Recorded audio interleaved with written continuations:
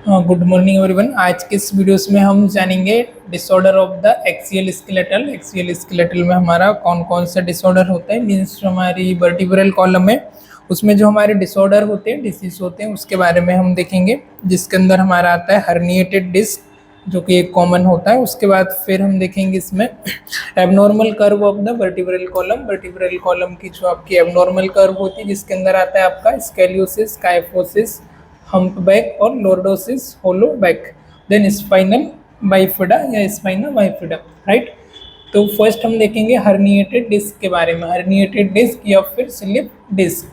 Disc मतलब कि जो आपकी वर्टिब्रल कॉलम में हमने देखा कि ये पूरे एक सीरीज में एक के बाद एक इनका अरेंजमेंट होता है ना, रेगुलर में एक के बाद इनका अरेंजमेंट होता है। और अरेंजमेंट जो होता है ईच जो वर्टिब्रल कॉलम है उसके बीच में क्या होता है, हमारा एक फाइब्रो कार्टिलेज हमारा होता है। फाइब्रो कार्टिलेज की एक हमारी सीट होती है, जिसका बीच वाला जो पार्ट था हमने बोला था ये हमारा एन्यूलस पल्पोसिस होता है। इस तरीके का हमारा बीच में एक राउंड सीट होती है। तो जो आउटर होता है वो क्या होता है, इसका एन्यूलस पल्पोसिस, और जो बीच वाला पार्ट होता है उसको हम बोलते हैं न्यूक्लियस पल्पोसिस।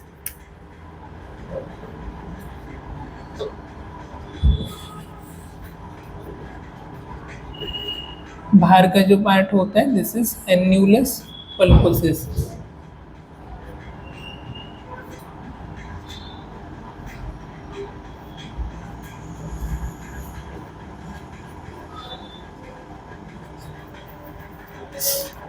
ओके, तो ये क्या होता है, बीच में एक हमारी जितनी भी वर्टिब्रल है उसके बीच में एक हमारी इंटरवर्टिब्रल डिस्क होता है, जिसको हम जो कि फाइब्रोकार्टिलेज का बना हुआ होता है। और जब भी जैसे हम कोई हाइट से हम उस जंप कर रहे हैं, राइट, या फिर हम मतलब फॉल फ्रॉम हाइट हो गए ना, किसी हम रीजन की वजह से हम ऊंचाई से गिर गए ना, और जब हम गिर रहे हैं तो बटक्स पर या फिर हमारे जो फीट है वो डायरेक्टली फ्लोर पर लैंडिंग कर रहे हैं। तो उस केस में क्या होता है, अब जब जर्क लगता है ना, जब भी कोई ऐसे जंप करेगा ऊंचाई से या फिर ऊपर से छत से गिर गया, तो क्या होगा, ऑब्वियसली यदि बटक्स के या पैर उसके नीचे आए तो क्या होगा, जर्क लगेगा। तो ये जर्क को प्रिवेंट करने के लिए जो एक्सटर्नल फोर्स होता है उसको प्रिवेंट करने के लिए क्या करता है, क्यूशन का एक सपोर्टिव फ्रेमवर्क प्रोवाइड करता है। इस तरीके की इसमें हमारी एक सीट होती है, जिसका बीच वाला जो पार्ट होता है इसको हम बोलते हैं न्यूक्लियस पल्पोसिस। जैसा कि मैंने पहले बताया था, ये हमारा एकदम सॉफ्ट होता है, पल्पी होता है, और एक सॉफ्ट पल्पी और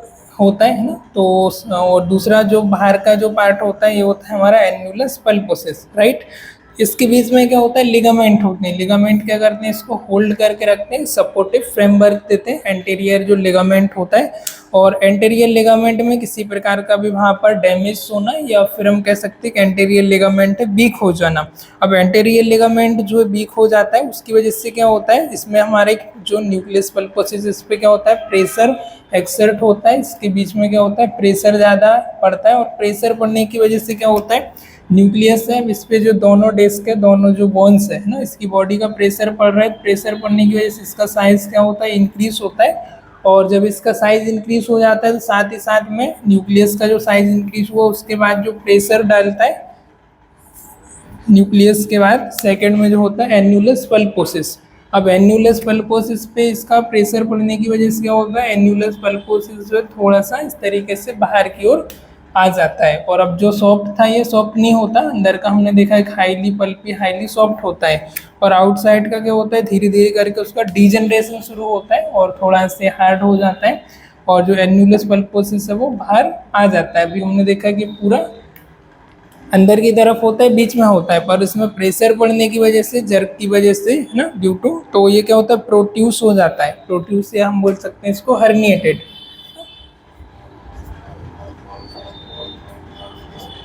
प्रोट्यूस होना मतलब कि थोड़ा से बाहर आ जाता है।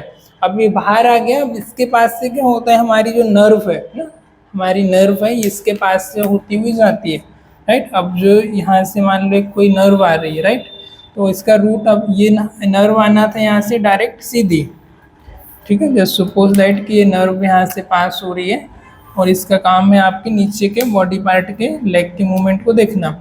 अब इसका रूट ये था, पर ये इसका साइज इंक्रीज हो गया, इसका साइज इतना हो गया, तो ये नर्व क्या कर रहे हैं, कंप्रेस कर रहे हैं, नर्व में अल्ट्रेशन डाल रहे हैं।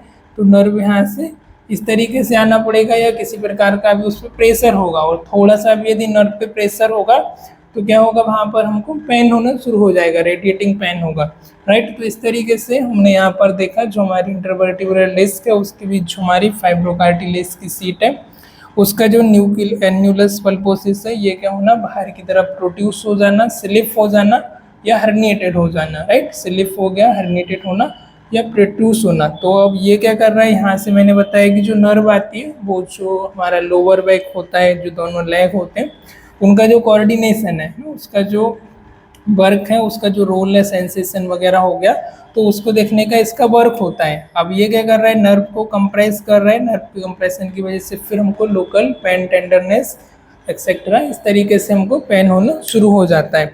तो इस टर्म को क्या बोलते हैं हम, हर्निएटेड या स्लिप डिस्क।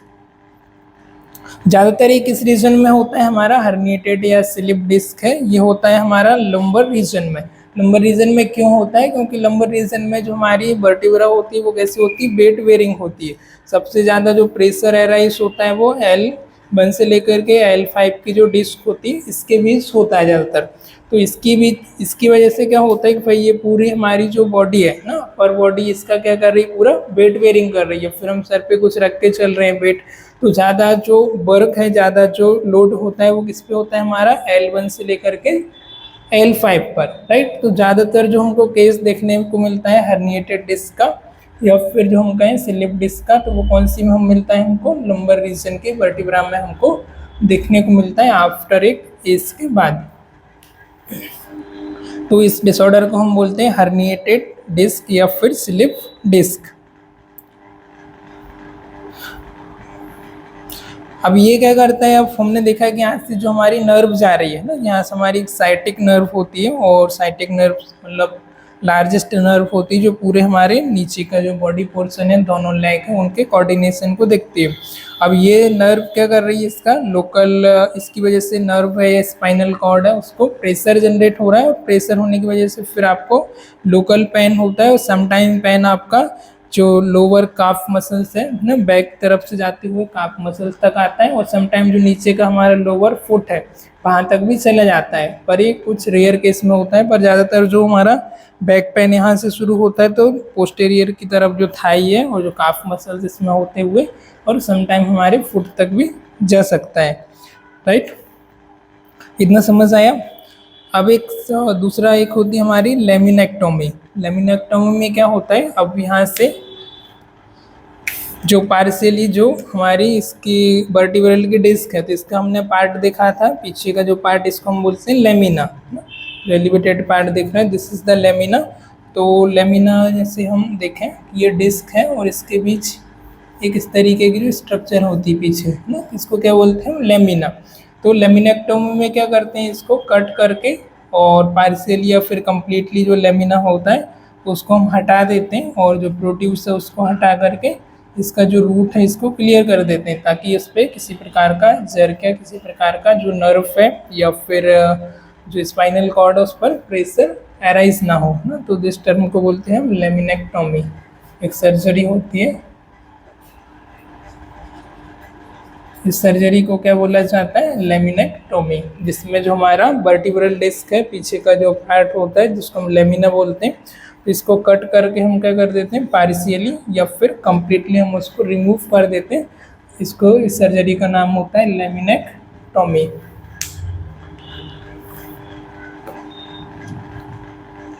अब हम देखेंगे अगला, abnormal curve of the vertebral column. अब जो वर्टिब्रल कॉलम है उसकी एबनॉर्मल कर्व होना है ना, तो एक नॉर्मल हमारी जो होती है थोड़ी सी कर्व हमने देखा, इसमें हमारी 4 कर्व होती है। फर्स्ट जो होती है हमारी प्राइमरी कर्व होती है और सेकेंडरी कर्व होती है ना। तो जो हमारी सेकेंडरी में हमने देखा था कि सेकेंडरी 2 होती है, ऊपर की तरफ जो सर्विकल होती है, नीचे की तरफ जो लंबर रीजन पे होती है वो होती है, राइट। तो ये हमारी कर्व यदि यहाँ पर सर्विकल कर्व है, थॉरेसिक है, लंबर है और सैक्रम और कोकेक्स की है, तो ये नॉर्मल कर्व है, स्ट्रेट बॉडी है, तो this is the normal curve होती है हमारी बॉडी के। अब जैसे कुछ केसेस में क्या होता है, थोड़ी सी या तो फिर हम कह सकते हैं बाय बर्थ या फिर कुछ रीजन की वजह से कर्व जो है वो एबनॉर्मल हो जाती है। तो इस टर्म में हम यूज़ करते हैं, सब फर्स्ट जो होता है हमारा स्केलियोसिस, काइफोसिस और लोर्डोसिस। ठीक है। तो स्केलियोसिस का जो होता है उसमें हमारी कैसी होती है, कंजेनाइटली हो सकती है या फिर हमारा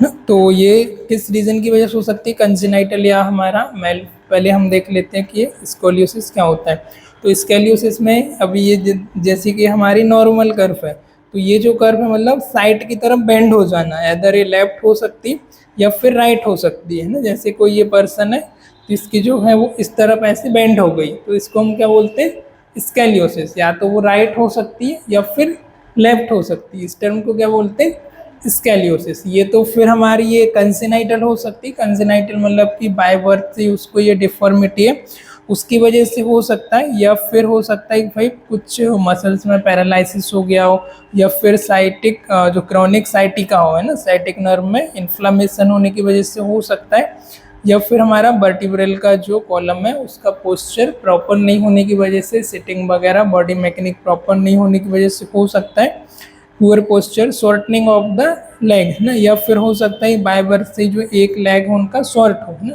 लेफ्ट या राइट। अब दोनों इक्वल होने चाहिए, लेंथ दोनों की बराबर होनी चाहिए, पर एक थोड़ा सा इस तरीके का ऊंचा है, तो पर्सन को कैसे इस तरीके से चलना पड़ेगा, राइट। एक लेग यदि उसका फुट छोटा है तो वो दोनों ज़मीन पर इक्वल नहीं आ पा रहे, तो वो एक छोटा रहेगा तो कैसे उसको कोऑर्डिनेट करके इस तरीके से थोड़ा चलना पड़ेगा।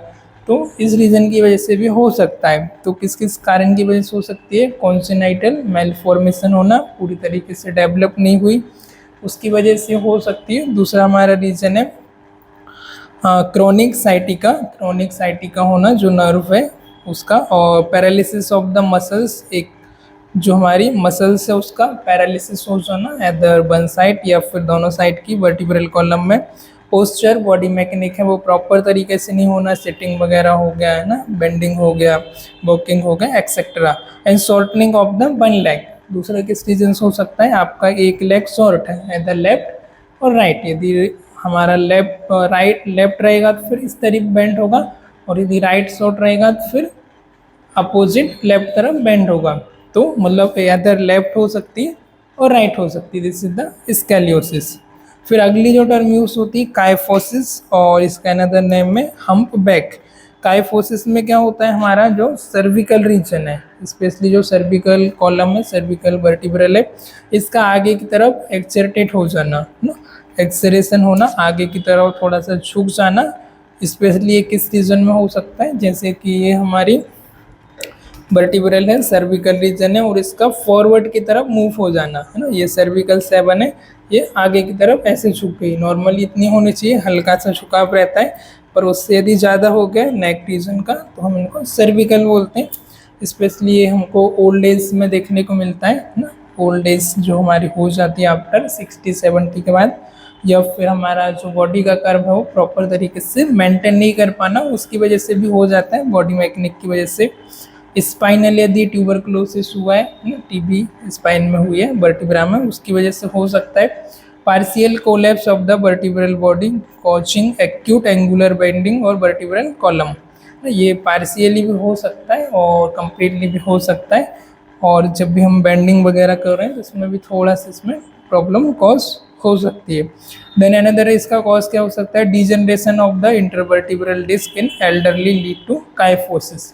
अब एक एज के बाद क्या होता है, जैसे मैंने बताया 70-80 या 60 के अब एज के बाद क्या होता है, थोड़ा सा डीजनरेशन होना शुरू हो जाता है। इनकी जो इंटरवर्टिब्रल डिस्क है इनमें डीजनरेशन होना, धीरे धीरे इनका हम कह सकते हैं एरोजन होना शुरू हो जाता है ना, कैल्सिफिकेशन कम होने लगता है, इनकी जो डेंसिटी है वो कम हो जाती है, तो उसकी वजह से भी हमारा आगे की तरफ ऐसा मूव हो सकता है, दिस इज द काइफोसिस। और दूसरा इसका रीज़न है कॉजेस इंक्लूड जैसे रिकेट्स ना, रिकेट्स शायद अभी आपको पता नहीं होगा, तो रिकेट्स की वजह से हो सकता है, पुअर पोस्चर की वजह से हो सकता है, ऑस्टियोपोरोसिस इन फीमेल। ऑस्टियोपोरोसिस में भी जो बोन है उनका डिजनरेशन होना शुरू हो जाता है, मतलब कि जो कैल्शियम में है ना उसकी डेंसिटी है वो थोड़ी सी स्ट्रेंथ कम हो जाती है, तो ऑस्टियोपोरोसिस की वजह से हो सकता है।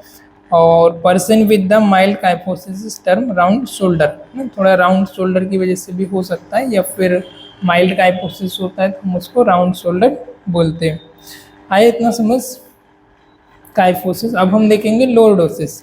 अब काइफोसिस में क्या हो रहा था, हमने देखा कि जो सर्विकल रीजन है वो आगे की तरफ एक्सर्शन हो जा रहा था, आगे की तरफ फॉरवर्ड हो रही थी, राइट।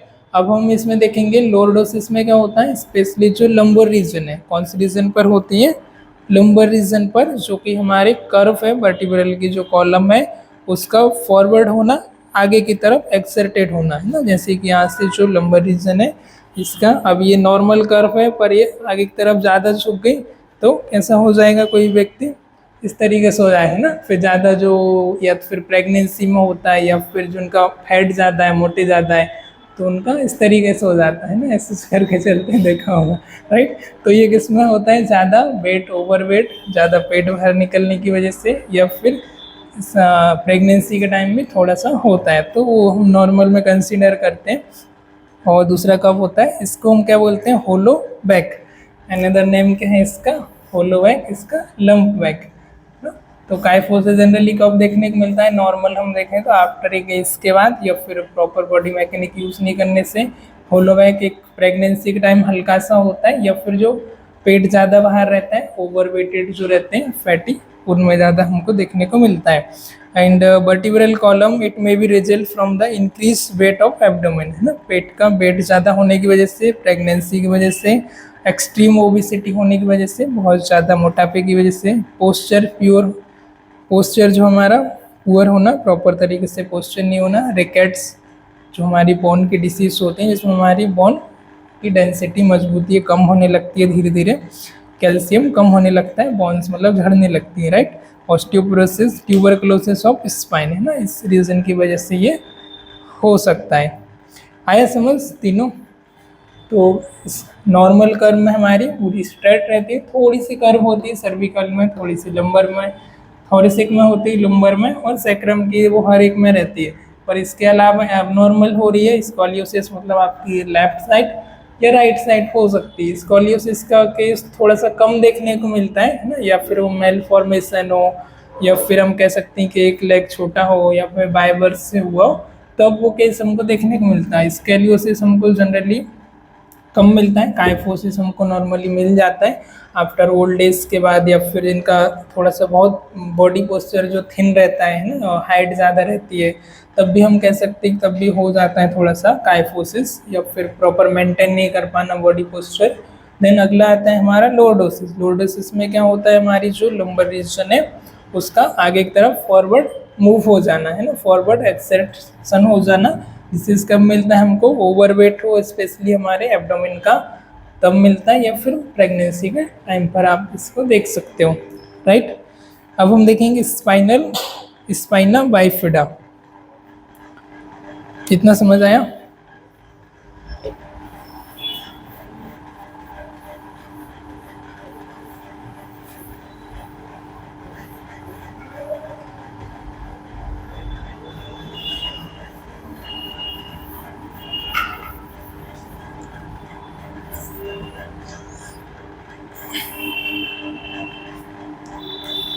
स्पाइना बाइफिडा जनरली जो हमको डेवलप होता है, जनरली हमको देखने को मिलता है, वो हमको L5, लंबर 5 और S1, है ना, सैक्रम 1 के बीच प्रॉपर तरीके से डेवलपमेंट नहीं होना, एबनॉर्मल उनका यूनाइट होना, तब हमको देखने को मिलता है स्पाइना बाइफिडा ओकल्टा ऑक्यूर। ये कब होता है हमको, S1 और S5 में प्रोड्यूस होना, है ना। तो इसमें जनरली कोई सिम्टम नहीं होता है ना। ये जो फर्स्ट होता है spina bifida meningocele, myelo meningocele.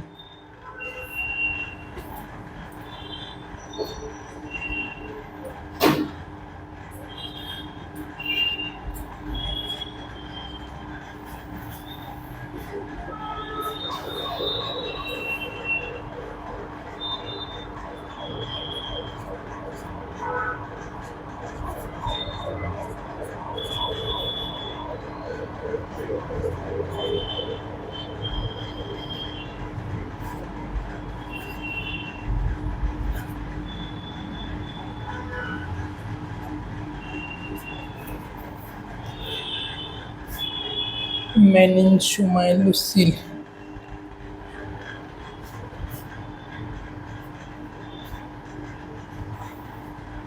Okay, तो स्पाइना बाइफिडा ओकल्टा जो होती थोड़ा सा नॉर्मल होता है, इसमें क्या होता है स्पाइना ओकल्टा में जो हमारी बैक है ना, स्पेशली हमारी L5 और S1 के पास का जो रीजन है, यहाँ पर क्या होता है थोड़ा सा हमारे एक डिम्पल हो जाता है ना पीछे की तरफ, हम देखेंगे इस रीजन पर।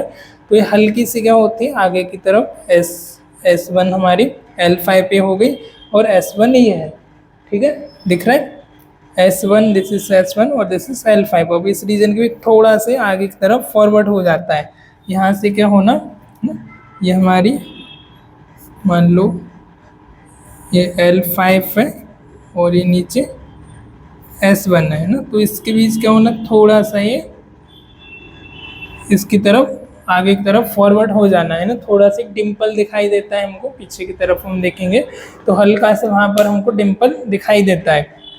और जो हेयर है उनका क्या होता है ओवर लाइंग वहाँ पर टफ, मतलब कि एक हेयर का गुच्छा हमको देखने को मिलता है और वहाँ पर थोड़ा सा हमको डंप देखने को मिलता है। नॉर्मल पर्सन में यदि हम देखेंगे तो यूजुअली ये जो होती है स्पाइना ओकल्टा, इसमें क्या होता है ज़्यादा हमको सिम्टम्स देखने को नहीं मिलते, ये सिम्टोमेटिक होती है। ये सिम्टोमेटिक मतलब किसी प्रकार का आपको सिम्टम्स होना, पेन होना, डिफॉर्मिटी होना एक्सेट्रा इसमें कुछ भी नहीं होता है, मतलब एक हम नॉर्मल में ही कंसीडर करते हैं, ये प्राइमरी स्टेज होती है, नॉर्मल होता है। तो स्पाइना बाइफिडा ओकल्टा, तो इसमें L5 और S1 के बीच थोड़ा सा पीछे की तरफ हमारा डिम्पल हो जाता है स्किन पर और जो हेयर है वो ओवरलैपिंग हो जाते हैं एक जगह पर, थोड़ा सा हम देखेंगे यहाँ पर हमारे हेयर्स वगैरह ज़्यादा होंगे, इस तरीके के इसमें ये सिम्टोमेटिक होता है, यूजुअली नॉर्मल कंसीडर करते हैं। फिर जो सेकेंड टाइप होता है वो होता है मेनिंजोसिल। मेनिंजो मीन्स हमारी जो मेनिंजिस की लेयर होती है ना, तो मेनिंजिस जो लेयर है इसमें उसका इन्वॉल्वमेंट हो जाता है, जैसे कि दिस इज द मेनिंजिस की जो लेयर है ना, एक और हम यहाँ से ले लेते हैं। तो जो लेयर है इसमें क्या होता है एक सैक का फॉर्मेशन हो जाना।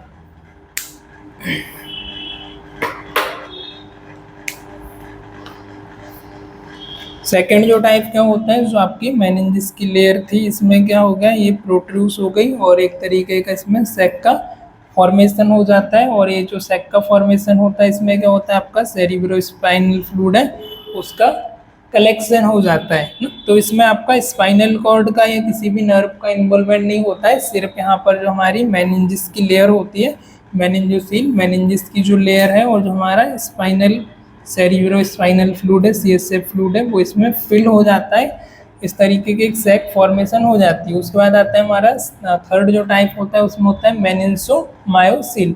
अब मेनिंजोमायोसिल में क्या होता है मेनिंजिस की लेयर का तो इन्वॉल्वमेंट है, साथ ही साथ इसमें क्या होता है हमारी मायो मीन्स जो हमारी स्पाइनल कॉर्ड है या नर्व है उसका भी इसमें इन्वॉल्वमेंट हो जाता है, जैसे कि देख पा रहे होंगे इसमें जो रेड हमारी स्पाइनल कॉर्ड है या नर्व है उसका इन्वॉल्वमेंट नहीं है, सिर्फ जो हमारी लेयर है मेनिंजिस उसका ही इसमें इन्वॉल्वमेंट है।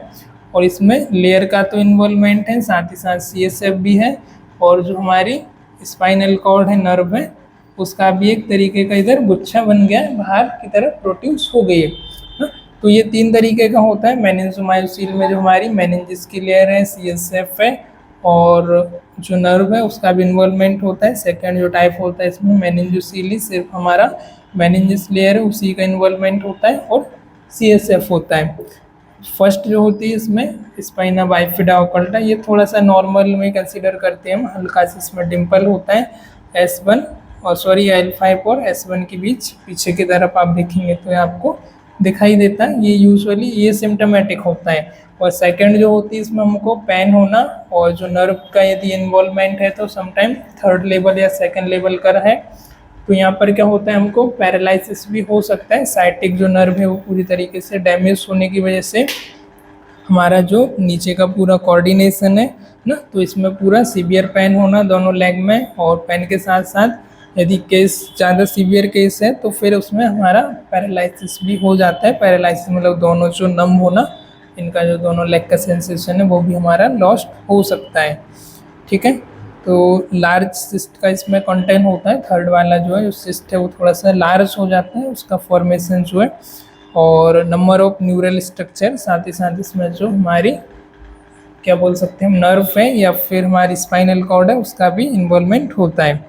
तो इसकी वजह से कम्प्लीटली और पार्शियली पैरालाइज हो सकता है। और लॉस ऑफ इंजुरी, साथ ही साथ जो हमारी ब्लैडर है, बबल है, बबल और ब्लैडर का कम जो, अब इसके नीचे क्या होती है हमारे पेल्विक रीजन में, इधर क्या होती है हमारी जो लार्ज इंटेस्टाइन होती है इधर ना, एब्डोमिनल पेल्विक में, और पेल्विक रीजन में क्या होती है हमारी यूरिनरी ब्लैडर होती है। तो अब इसमें जो नर्व आ रही है, नर्व ये क्या हो रहा है, इसका साइज प्रोड्यूस होने की वजह से इसमें ऑब्स्ट्रक्शन आ गया, तो जो ब्लैडर है उसका कंट्रोल भी लॉस हो सकता है, उसका जो सेंसेशन है वॉल्यूंटरी कंट्रोल उस पर लॉस हो सकता है। साथ ही साथ आपका जो लोअर लेग है उसका सेंसेशन भी पार्शियली और कम्प्लीटली लॉस हो सकता है। और बबल जो लार्ज इंटेस्टाइन है उसका भी जो सेंसेशन है उस पर भी हमारा बबल हैबिट भी लॉस हो सकता है। और जो फ्लेक्सिस है, फ्लेक्सिस मीन्स कि जब हम इधर पेन पिंच कर रहे हैं या हम पेन चुबा रहे हैं तो हमको दर्द का सेंसेशन होता है, तो हम पैर को क्या करते हैं वापस से खींच लेते हैं।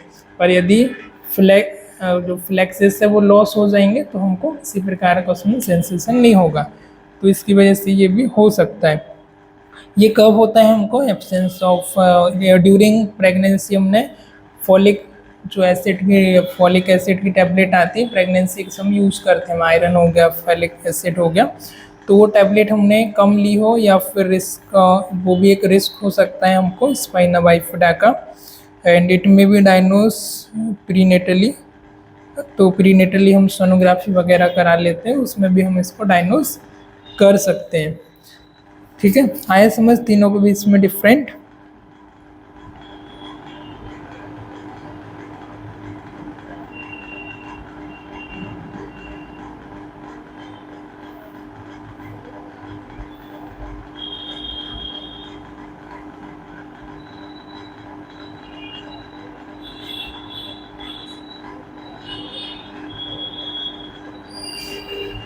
तो जो फर्स्ट होती है वो कौन सी होती है, स्पाइना बाइफिडा ओकल्टा, है ना, इसमें ओकल्ट होता है सिर्फ ओकल्टा। जो सेकंड होती है इसमें क्या होता है, सिस्टा, मतलब इसमें क्या हो रहा है हमारे सिस्ट का, सिस्ट मीन्स जो एक पाउच लाइक का फॉर्मेशन हो रहा है, इसके लिए हम उसको बोलते हैं सिस्टा। तो सिस्टा में भी दो टाइप की होती है, फर्स्ट में जो होती है मेनिंजोसील, मतलब इसमें जो हमारी मेनिंजिस की जो लेयर होती है, कवरिंग लेयर होती है हमारी, जो हमारी नर्व को और स्पाइनल कॉर्ड को कवर करती है, राइट। तो वो कवरिंग लेयर का ही इन्वॉल्वमेंट होता है, उसमें एक बलून लाइक एक सैक का फॉर्मेशन हो जाता है सिर्फ कवरिंग लेयर में, और जो CSF फ्लूइड है, सेरिब्रोस्पाइनल फ्लूइड है, वो फिल हो जाता है ना। तो जो थर्ड टाइप होता है जिसमें हमारा क्या होता है, जो हमारी स्पाइनल कॉर्ड है, जो हमारी नर्व है, मेनिंजिस है, और स्पाइनल फ्लूइड है, CSF फ्लूइड है, उसका भी इन्वॉल्वमेंट हो जाता है। और इसमें जो सैक है वो थोड़ा सा लार्ज होता है, सिस्ट जो है सैक थोड़ा सा बड़ा फॉर्मेशन हो जाता है, और क्योंकि यहाँ पर हमारी नर्व है उसका भी इन्वॉल्वमेंट हो जाता है, और स्पाइनल कॉर्ड का भी इसमें इन्वॉल्वमेंट हो जाता है। So this is the more severe होता है, ये थोड़ा सा नॉर्मल होता है, फिर ये सेकेंड है, और ये थर्ड होता है। जब थर्ड स्टेज में थोड़ा सा कॉम्प्लिकेटेड ज़्यादा हो जाता है, इसकी वजह से लोअर पार्ट पार्शियली और कम्प्लीटली भी पैरालाइज हो सकता है, ब्लैडर पर इन कंट्रोल हो सकता है, और लार्ज इंटेस्टाइन का भी हमारा लॉस ऑफ सेंसेशन हो सकता है। ठीक है, आया समझ। तो इसमें हमने देखा फर्स्ट हर्निएटेड है, जिसमें हमारी डिस्क है उसका स्लिप हो जाती है, इसकी वजह से नर्व को कंप्रेस करती है, कंप्रेस करने की वजह से पेन होना, समटाइम लॉस ऑफ सेंसेशन होना, ये सारा उसमें एन्यूलस पल्पोसिस है उसका प्रोट्रूस होना बाहर की तरफ। और एबनॉर्मल कर्व में हमने देखा स्केलियोसिस, काइफोसिस, लोर्डोसिस ना। और फिर हमने देखा स्पाइना बाइफिडा, जिसके अंदर स्पाइना बाइफिडा ओकल्टा फर्स्ट वाली है, सेकेंड है स्पाइना बाइफिडा सिस्टा, जिसमें मेनिंजोसील और मेनिंजोमायोसिल, राइट। चलिए आज के लेक्चर में फिलहाल इतनी, थैंक यू।